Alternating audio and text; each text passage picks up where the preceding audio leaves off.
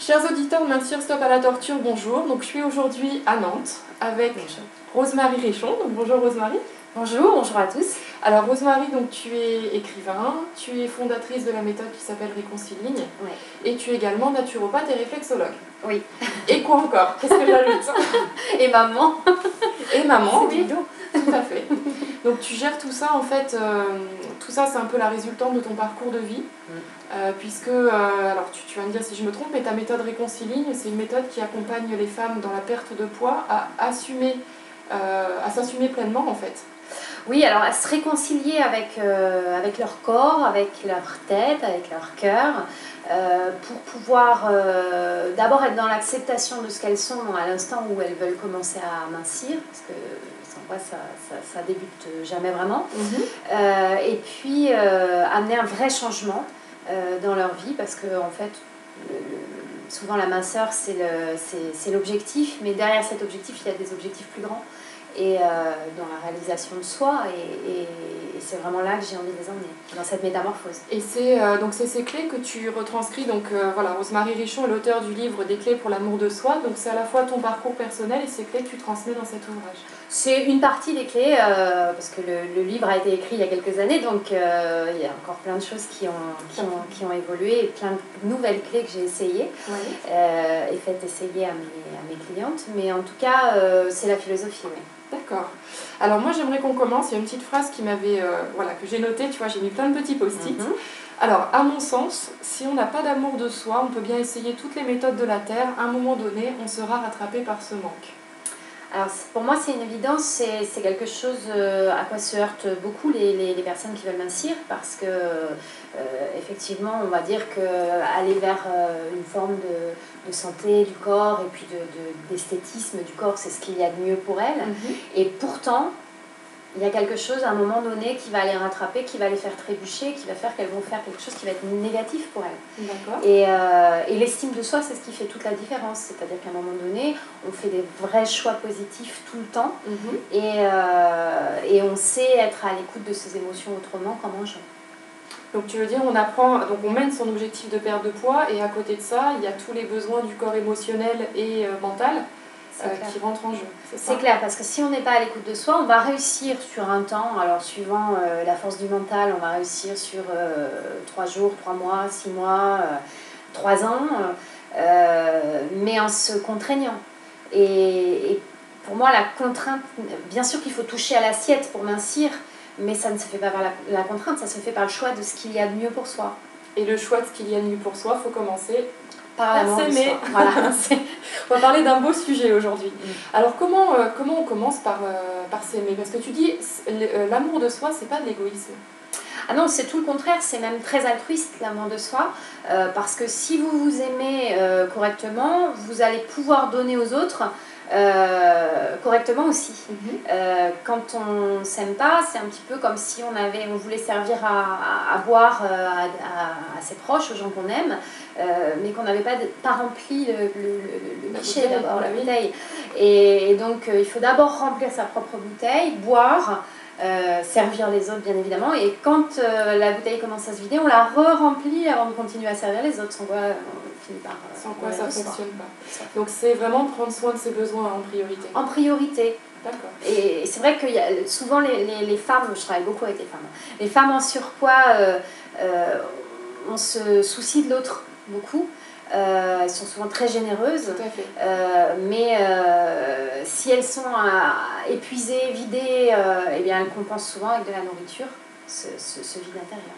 Et donc nos besoins, tu en identifies plusieurs. Donc dans le livre, tu dis qu'il y a les besoins de la tête, il y a les besoins du corps et il y a les besoins du cœur. Donc tout ça, comment on les identifie? Comment on se familiarise avec ces besoins? Comment on travaille là-dessus au quotidien? Comment tu fais? Alors l'idée, c'est de toujours... tendre vers le fait de se donner ce qu'on sait être le meilleur pour soi, pas ce qu'on croit. Ce qu'on croit, c'est le produit de notre éducation, c'est le produit de la publicité, c'est le produit de croyances anciennes. C'est ce qui nous influence en fait. Voilà, tout ce qui nous a influencé, tout ce qui nous a formaté, et qui fait que si on est en recherche de bien-être, c'est que ça ne correspondait pas à nos besoins profonds. D'accord. Donc ça passe par la connaissance, par l'apprentissage de ce qui est bon pour soi, et en tout cas par la recherche. Donc c'est quelque chose qui peut être fluctuant pour déterminer ce qui est bon pour soi. Et au fur et à mesure qu'on avance dans la vie, dans ses connaissances, qu'on confronte ses croyances, on peut en garder certaines, et puis on peut sortir aussi du format qu'on nous a imposé quand on était plus jeune ou moins instruit. Et donc, les besoins du corps, pour commencer, moi je commence toujours par là. Après, on les amène parfois aux étages où on peut les amener. On commence par où on peut. Mais si on veut les classifier, je vais commencer par les besoins du corps. Donc il y a le besoin effectivement d'une alimentation saine, mais pas tant parce que c'est bien ou parce que ça fait mincir, c'est juste parce que ça amène de l'énergie et que si on n'a pas cette énergie, on ne peut pas faire ce qu'on a décidé de faire dans la vie. Ouais, tu fais bien une différence entre l'alimentation énergétique et l'alimentation qui est décrite parce que ce sont une alimentation réglée, j'ai envie de dire. Tout à fait. D'accord. Pour moi, une alimentation doit être vivante. On peut mincir avec des sachets hyperprotéinés qui vont être complètement vides d'énergie. Il y aura des calories, il y aura des choses dedans, mais il n'y aura pas de vie. Et pour moi, une alimentation, elle se doit d'être vivante, elle se doit de correspondre aux besoins de notre tube digestif, aux besoins parce que quand on mange, on oublie un petit peu, mais en fait, l'objectif, c'est de nourrir la cellule pour que la cellule fonctionne à plein régime. Tout à fait. Donc voilà, ça va être ce besoin-là, ça va être le besoin de mouvement, ça va être le besoin d'oxygénation, c'est-à-dire que vous pouvez avoir la meilleure alimentation du monde si vous ne vous oxygénez pas, ce qu'on appelle le cycle de Krebs, c'est-à-dire la cellule qui va fournir sa propre énergie, ça ne fonctionne pas non plus. Donc voilà, le mouvement, l'oxygénation, le sommeil. Le sommeil, c'est un besoin absolument vital. Donc c'est vrai que chez les personnes qui ont des problématiques de poids, on sait que si on n'arrive pas à régler cette question de sommeil, à un moment donné, on va toujours trébucher. Là, tu le dis dans ton livre, à un moment tu dis, j'ai remarqué que toi-même tu as perdu du poids, tu as mené tout un parcours, que les moments où tu es fatigué, c'est les moments où tu es sensible sur peut-être de la nourriture compulsive ou sur l'irritabilité, et que tout ça, ça te tire plutôt vers le bas. Donc c'est à toi de prendre la responsabilité de ce besoin. Voilà, c'est-à-dire qu'il y a souvent, parce que les personnes qui portent le masque, des kilos en trop, sont souvent des personnes très sensibles. Elles sont sensibles aux émotions, mais elles sont sensibles aussi énergétiquement, effectivement, à la qualité du sommeil. Et moi, je sais que quand je suis 2-3 jours sans dormir, alors en tant que maman, ça peut arriver, mais aussi pour d'autres raisons, eh bien, je sais que là, je suis en terrain miné par rapport à mon hygiène de vie et par rapport à mes besoins. Parce que quand je suis fatiguée, je ne raisonne plus avec ma tête. Il y a quelque chose de l'ordre de l'inconscient qui doit être en danger et qui va chercher des vieux réflexes archaïques, et manger en fait partie, entre autres. Donc tous les auditeurs qui regardent la vidéo là 23h, allez au lit. Voilà. Surtout, respectez vos besoins à vous en termes de sommeil. Alors ça, c'était les besoins du corps. Tu dis qu'il y a les besoins de la tête et du cœur aussi. Ouais. Donc, alors dans les besoins de la tête, il y a le besoin de sécurité. Alors on pourrait le placer partout, le besoin de sécurité, bien évidemment. Mais disons que c'est vraiment notre mental qu'on a le plus besoin, parce que parfois on se sent en insécurité alors qu'on ne l'est pas. Si tu as le loisir de dire est-ce que je suis en sécurité ou est-ce que je ne suis pas en sécurité, c'est que déjà tu l'es, parce que tu n'as pas un ours blanc qui va arriver et te manger tout de suite là. Donc c'est vrai que c'est des questions, c'est un peu des questions de riches, de se dire est-ce que je suis ou pas en sécurité. La plupart du temps on l'est, mais on n'en a pas la sensation. Donc il y a tout un travail de lucidité. Et puis de construction de sécurité intérieure, parce que c'est évident que là aussi on parle de l'estime de soi, mais la sécurité intérieure, si elle n'est pas construite, en règle générale, le geste archaïque de porter à la bouche pour se sécuriser, il revient vite aussi. Donc ça a l'air simple comme ça, mais ça ne l'est pas. C'est quelque chose qui demande vraiment une attention particulière dans l'accompagnement. Et je pense que c'est un travail de toute la vie, parce que la vie, sans parler d'insécurité, c'est changement. Donc la vie, c'est toi qui dis ça d'ailleurs, trouver son équilibre dans le déséquilibre, je crois. Alors je ne sais plus si c'est de moi, mais je le dis souvent. J'aime bien cette petite phrase. On a ça en commun, je l'ai noté parce que c'est vrai qu'au final, la vie fait qu'évoluer et notre but, c'est toujours de retomber sur nos pattes un petit peu parce qu'on ne peut pas exiger que la vie ne bouge pas, enfin, qu'elle soit stable. C'est ça, la vie c'est le mouvement, tout bouge dans la vie et la cellule elle bouge, elle vibre. Alors c'est quelque chose qu'on voit bouger à l'œil nu, hein, mais la vie est mouvement. Et donc c'est vrai que quand on démarre le développement personnel ou quand on commence un travail sur soi, on a été mal en règle générale avant, on commence à être bien, puis là on se dit, là attends, je suis bien, je bouge pas. Et ça n'existe pas, c'est-à-dire qu'il y a toujours un événement, il y a toujours quelque chose qui se passe qui amène ce déséquilibre. Et oui, il faut retrouver une forme d'équilibre dans ce déséquilibre. Et c'est quand on est capable de cette souplesse, de cette adaptation, en général, on sait qu'on va vraiment bien. Voilà. D'ailleurs, tu dis que cette notion-là, elle passe par prendre la responsabilité de sa vie.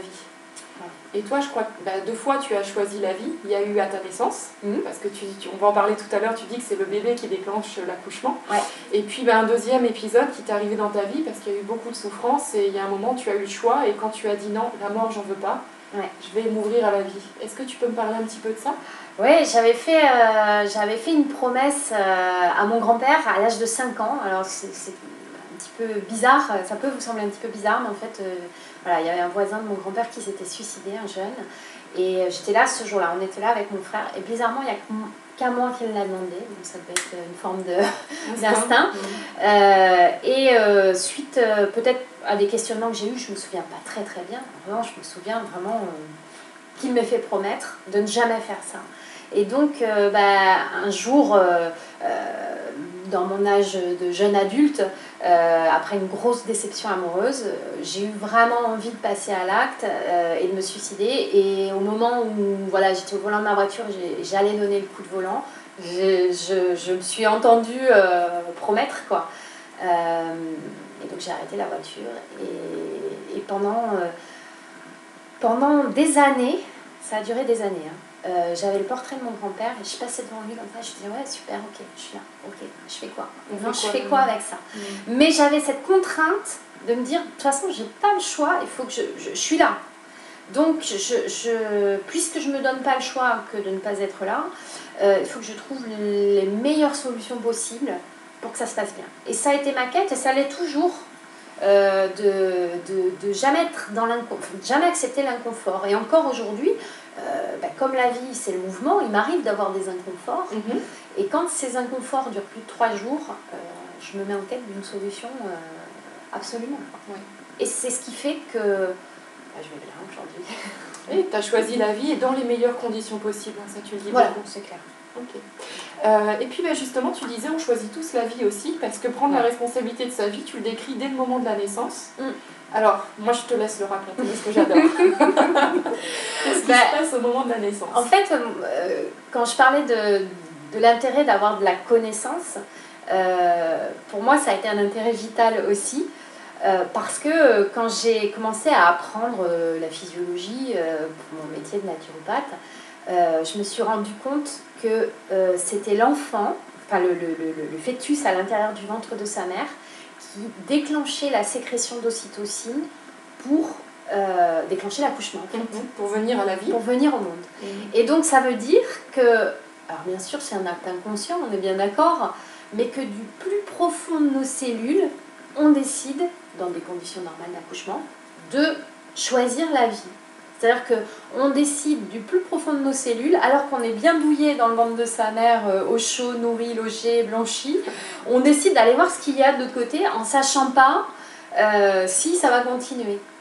Et une ça, pulsion de vie. Une pulsion de vie. Et ça, c'est le mouvement de la vie. C'est-à-dire que dans les besoins du cœur, il y a le besoin d'expériences nouvelles. Et pour moi, ce besoin d'expériences nouvelles, il est imprimé à l'intérieur de nous. Alors, il y a la tête qui dit « Oh là là, attention, moi j'ai besoin de sécurité, je préfère quand c'est bordé, quand je connais et tout ça. » Mais là, on a vraiment besoin d'aller voir autre chose, la nouveauté, parce que dans l'expérience nouvelle, même parfois quand elle est désagréable, il se construit autre chose, on grandit. Et en fait, au-delà de l'expérience nouvelle, c'est le besoin de croître qui est derrière ça. Et c'est la magie de la vie, quoi. Ouais, je reste sans voix. c'est aussi ce que je trouve que c'est un beau message que tu dis, parce que il y a donc le jour où on va naître, et puis ensuite la vie fait qu'on va rencontrer des choses qui sont certaines agréables, d'autres difficiles. Mais tu expliques aussi dans ton livre, donc ce que tu appelles la résilience, c'est que quoi qu'il se passe, de toute façon, on a, enfin je ne sais pas si je l'exprime bien, mais on a en nous les ressources de pouvoir y faire face, parce que de toute façon, à la base, c'est nous qui avons choisi cette vie. Oui, alors Boris Cyrulnik a beaucoup parlé de ce phénomène de résilience. Lui dit il faut avoir reçu un minimum d'amour. C'est-à-dire qu'il faut avoir eu cette sensation d'être nourri à minima quand même.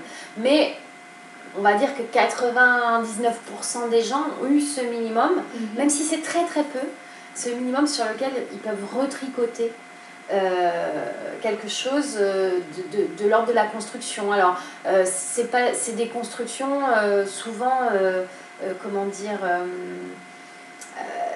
ça va être vraiment individuel, ça va être vraiment, c'est des œuvres d'art en fait.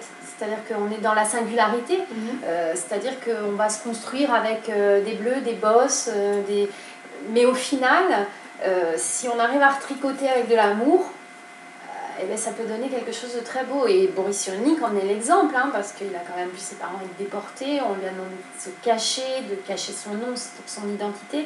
Toutes les années de construction, il les a vécues dans le mensonge.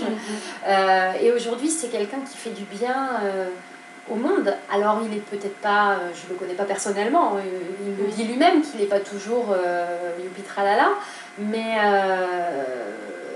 en même temps, c'est formidable qu'il ait vécu tout ça pour aboutir à ce message-là et à aider autant de gens. Donc, c'est ce que tu dis aussi dans les problèmes, peut-être pour des personnes qui nous regardent, qui sont engluées, j'ai envie de dire, dans la boulimie, dans les troubles alimentaires, et de se dire que tout ça, on peut en sortir et qu'il n'y a rien d'insurmontable au final. C'est sûr. Il y a une issue à tout ça. On peut en sortir. Moi, j'ai vu beaucoup de gens en sortir. J'en suis sortie moi-même. Moi, je me levais le matin, je ne pensais que à ce que j'allais manger ou ne pas manger. Et je finissais par avaler le volume d'un caddie, un demi-caddie des fois. Mais c'était la lutte permanente pour ne pas manger, et puis après l'obsession de manger, et puis après le dégoût d'avoir mangé. Ça meublait la journée, hein, mais c'était très fatigant. Et aujourd'hui, t'es sortie de tout ça. Je suis sortie de tout ça, et mes préoccupations, elles sont des préoccupations de vie. On en revient aux besoins, parce que tu me disais que la boulimie, c'est une pathologie du manque. C'est une pathologie du manque, c'est une pathologie beaucoup de la séparation. La blessure de séparation. De la blessure de séparation. Alors, c'est, si je ne me trompe pas, pour que les auditeurs puissent suivre, c'est ce qui se passe au moment de la naissance. Enfin, du moins quand le bébé grandit et s'aperçoit qu'il n'est pas... Alors moi, je crois qu'on est très très marqué par notre empreinte de naissance, par la façon dont on vient au monde et par le ressenti, même s'il est inverbalisable, par le ressenti qu'on a pu avoir de cette arrivée au monde. Et c'est vrai que ce conflit de séparation, je ne connais pas une personne, alors peut-être que ça existe, mais en tout cas, moi, je n'ai jamais pas vu passer une personne dans mon cabinet qui n'ait pas ce conflit de séparation hyper actif. Et cette sensation d'être seule, abandonnée, vide, etc. Et quand on prend la responsabilité de sa vie, quand on prend la responsabilité d'avoir déclenché cette séparation, on se rend compte que cette séparation, c'est qu'une expérience, et que plus on va accepter complètement cette expérience, plus on va être capable d'être dans le lien à l'autre. D'accord. C'est-à-dire que si tu ne te sépares pas vraiment de ta mère, ça va être compliqué de rencontrer un amoureux, par exemple. Et d'avoir une relation pleine. Et de toute façon, oui, comme tu dis, cette séparation qui est obligatoire au début, qu'on a choisi, puisque c'est nous qui choisissons de venir à la vie. Et tu expliques, alors je ne sais pas non plus si je le formule bien, mais pour les bébés qui sont prématurés, que cette blessure de séparation, elle peut être peut-être un peu trop vécue intensément ou trop présente dans leur vie d'adulte. C'est violent. C'est violent. C'est violent. Moi, j'ai vu beaucoup de personnes qui ont des troubles du comportement alimentaire, qui sont des enfants prématurés, ou qui ont des naissances assez bizarres. Est-ce qu'il y a un lien aujourd'hui qui est établi entre ces deux faits, vraiment scientifiquement? Scientifiquement, je ne le connais pas. Moi, c'est de l'observation. D'accord. Voilà. C'est ce que tu constates avec toutes les femmes que tu accompagnes. C'est-à-dire que moi, j'y ai prêté attention, puisque j'étais moi-même prématurée d'1 mois avec une naissance un petit peu précipitée, un peu violente. Voilà, ma mère avait pris des coups dans le dos par mon petit frère, par mon grand frère, pardon, qui a faisait un caprice. Et donc, je suis arrivée un mois avant. Donc couveuse à l'époque, en plus c'est vrai que voilà, ça s'est quand même beaucoup amélioré l'accueil de l'enfant prématuré, mais c'est vrai que couveuse on pouvait pas passer les mains pour faire des câlins à l'époque. Donc d'autant plus voilà, de blessures de séparation. J'imagine, et en tout cas c'est vrai que c'est ce qui m'a fait y prêter attention. Quand je rencontre des femmes, je pose toujours la question, et la réponse est souvent autour de ça. Ouais. Rosemary, je suis née à la ventouse. On m'a attrapée à la ventouse, qu'est-ce que ça veut dire? Alors je sais pas ce que ça veut dire, mais je sais que c'est pas très doux. Est-ce que ça voulait dire j'ai mis la tête dehors et au final il faisait trop froid? J'ai dit qu'est-ce que c'est que ce monde-là? Possible. Bah, y a bien sûr, hein, je veux dire, dans l'empreinte de naissance, alors si ça vous intéresse, il y a un livre super de Jean-Philippe Brebion qui s'appelle L'empreinte de naissance. Et qui explique un peu toute la symbolique aussi et toutes les marques qu'on peut en garder. C'est très intéressant parce que tu es la première personne que j'interviewe qui lit aussi donc, tout ce comportement alimentaire aussi à la naissance. Et je crois effectivement qu'au niveau de l'inconscient, il y a beaucoup de choses qui se passent à ce moment-là de notre vie. C'est quand même une étape qui doit être assez traumatisante, dans le sens qui est dans notre inconscient voilà. Au final. Alors, qui est vrai pour tout le monde, et tout le monde n'a pas de trouble du comportement alimentaire. Oui, aussi. Donc c'est bien le ressenti qui compte. Et on en revient toujours là. J'avais un prof de naturopathie que j'aimais beaucoup, qui s'appelait Philippe Dargère, et qui disait, mais ton ressenti est toujours vrai. C'est-à-dire que quand vous recevez par exemple une famille, moi ça m'est arrivé d'avoir plusieurs personnes d'une même famille, et d'avoir des enfants qui disent moi ma mère elle m'aime pas, vous recevez la mère et la mère elle adore son enfant, et c'est juste la communication qui passe pas, le ressenti. Qu'est-ce que tu pourrais peut-être conseiller aux personnes qui sont en ce moment dans des troubles de l'alimentation, peut-être qui n'arrivent pas à communiquer sur leurs problèmes, à la personne et puis à la fois peut-être à l'entourage?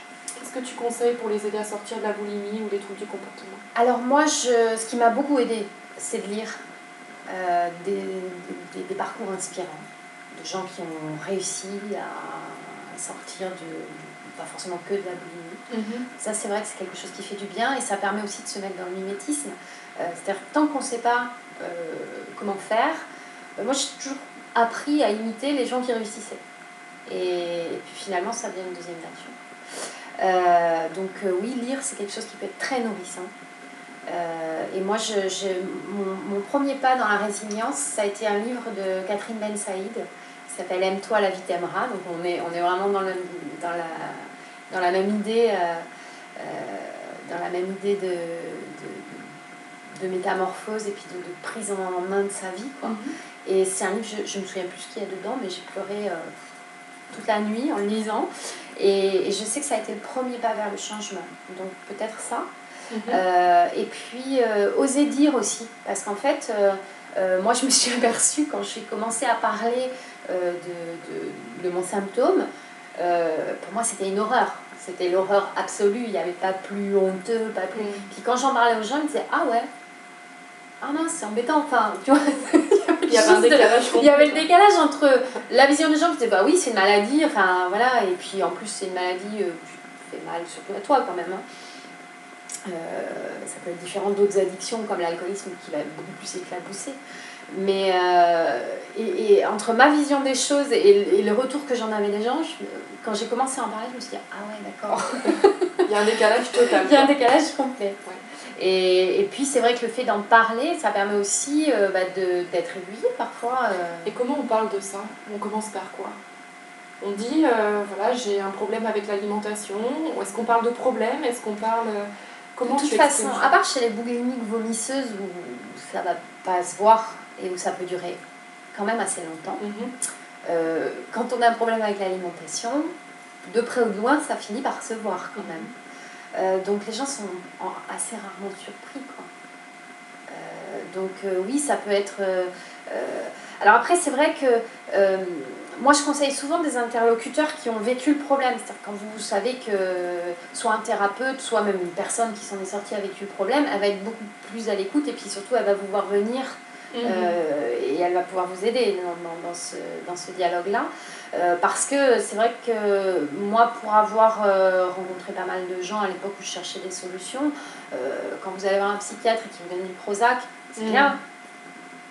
Ça peut être bien pour certaines personnes. Moi, je ne l'ai pas pris à l'époque. C'était pas ça dont j'avais besoin. J'avais besoin de comprendre ce qui se jouait à l'intérieur de moi et pas de mettre un couvercle sur les émotions. Et peut-être d'arrêter de se définir dans la boulimie. Tu sais, j'entends beaucoup je suis boulimique et non, peut-être j'ai juste un problème avec la nourriture à ce moment-là. Alors ça, c'est vrai que beaucoup de gens qui ont des pathologies, d'ailleurs, c'est leur pathologie. C'est comme les cancers, c'est mon cancer. Non, c'est la boulimie. Moi, je ne suis pas ça. Quoi. Voilà. Vous n'êtes pas la pathologie. La pathologie vous traverse à un moment donné. La pathologie existe. La pathologie, enfin, comme on le disait, elle peut même rester active quelque part à l'intérieur. Mais ce qui est important, c'est de comprendre quels sont les circuits qui vont permettre de ne pas être dans cette pathologie. Les circuits neuronaux, c'est-à-dire qu'il faut faire des passages avec des nouveaux comportements qui vont amener à des résultats différents. Se définir autrement aussi. Oui, y a une petite phrase aussi que j'aime beaucoup dans ce que tu dis. Alors, il y a deux choses. Je m'approuve. Ça, c'est une phrase que moi j'aime bien m'approuver, tu vois. Alors, je suis pas complètement mégalo, mais c'est vrai. Non, je plaisante, mais je disais ça parce que cette petite phrase, quand moi-même j'ai eu des problèmes de poids, et c'est vrai que je trouve qu'elle a manqué, de se dire ok, j'en suis là aujourd'hui, je sais vers quoi je veux aller, mais pour l'instant tout est parfait et je m'approuve comme ça. Plutôt que de se dire je suis encore nulle, la situation n'est pas parfaite et quand j'aurai ça, je serai plus heureuse. Cette petite phrase, moi je l'ai compris comme ça. Est-ce que c'est comme ça que tu l'expliques? Oui, complètement. C'est-à-dire que c'est à la fois, pour pouvoir changer, il faut à la fois faire preuve de lucidité mentale et effectivement se dire, bah oui, le fait de me goinfrer ou de me remplir, c'est pas mon idéal, c'est évident. Mais en même temps, en ce moment, c'est ce dont je suis capable et c'est ce qui calme mon anxiété là. J'ai pas trouvé d'autres solutions pour calmer mon anxiété que ça. Par contre, je continue à regarder devant pour trouver des solutions. Et en attendant, bah oui, je m'approuve parce que c'est quand même un acte d'amour finalement. Parce que c'est ce qui, même si ça dure pas longtemps, c'est ce qui fait du bien moment pour le moment. Voilà. Et je m'approuve, alors c'est pas une phrase de moi, c'est une phrase de Louise Hay, qui est quelqu'un que je trouve extrêmement inspirant, qui a été... qui elle a beaucoup travaillé dans la résilience et beaucoup travaillé dans la pensée positive. Elle a été une des premières à travailler avec des groupes de personnes qui étaient atteintes du sida et elle les recevait alors dans l'Amérique puritaine avec tout ce qui va avec, c'est-à-dire qu'il y avait à la fois la maladie, le regard de l'autre, la méconnaissance, etc. Et donc elle recevait ces groupes et elle disait bon, ça va mal, on sait que ça va mal, on sait ce qui va mal, on va se parler de ce qui va bien. C'est-à-dire qu'à ces gens qui étaient obnubilés par la mort, par la souffrance, par la honte, par tout ce qu'il y avait autour de cette maladie à l'époque, et l'enfermement qu'il y avait dans cette maladie, puisqu'il n'y avait pas de solution à l'époque, et ben elle leur faisait parler de ce qui allait bien dans leur vie, et finalement, il y en a beaucoup qui s'en sont sortis, puisque la médecine a évolué, et puis de la maladie aussi. Oui, et puis d'apprécier les petites choses du quotidien au final. On peut se réjouir de plein de choses, je crois. Complètement. Et c'est vrai qu'on a besoin de joie. Ça fait partie de nos besoins vitaux. On n'est pas fait pour traîner notre misère. Et la joie commence par la gratitude. Et ça, je l'ai beaucoup appris chez Louise Hay, où elle raconte notamment que on peut le matin casser la gueule à son réveil, râler parce que il fait moche, qu'on est trop grosse et qu'on ne rentre pas dans les vêtements qu'on a décidé. Enfin voilà, on a 1000 raisons de trouver que tout va mal, mais on a aussi 1000 raisons de trouver que tout va bien. On peut déclencher son réveil 5 minutes avant, en profiter pour remercier d'avoir passé une bonne nuit, d'avoir un toit sur la tête, d'avoir de l'eau chaude qui coule dans la douche, c'est pas une évidence. Et tout de suite, on va commencer une journée différente. Même s'il y a le trouble alimentaire, même s'il y a ce problème de poids, il y a des tas de choses pour se réjouir. Bien sûr. Eh bien écoute, on va se réjouir aujourd'hui que vous nous ayez regardés. Moi j'étais ravie de te recevoir, Rosemary. Si tu as des événements, je mettrai donc tous les liens, tout le site internet de Rosemary et si vous voulez vous procurer son ouvrage, ce sera sous la vidéo. Okay. Est-ce que tu veux ajouter quelque chose? C'était un plaisir, c'est toujours aussi un plaisir de voir qu'on peut aborder ce thème de la minceur et de la recherche de la minceur autrement que par la contrainte et puis par la moralisation. C'est un sujet sensible, c'est un sujet qui ne touche pas d'ailleurs que les gens qui sont en surpoids, il touche aussi ceux qui ont l'impression de l'être. Et c'est vrai que voilà, il y a cette souffrance. Le temps où on souffre est toujours long et moi je dis toujours aux gens que je croise, cherchez quoi. C'est-à-dire que même si c'est pas moi la solution, même si c'est pas mon programme, même si continuez à chercher parce que le temps où on souffre il est toujours trop long. Voilà. Bon, eh ben écoute, on vous souhaite une bonne après-midi mes chers auditeurs. Si vous avez des questions, vous pouvez les poser sous la vidéo et moi je vous retrouve dès demain pour une autre interview. Voilà, bye bye. À bientôt, merci.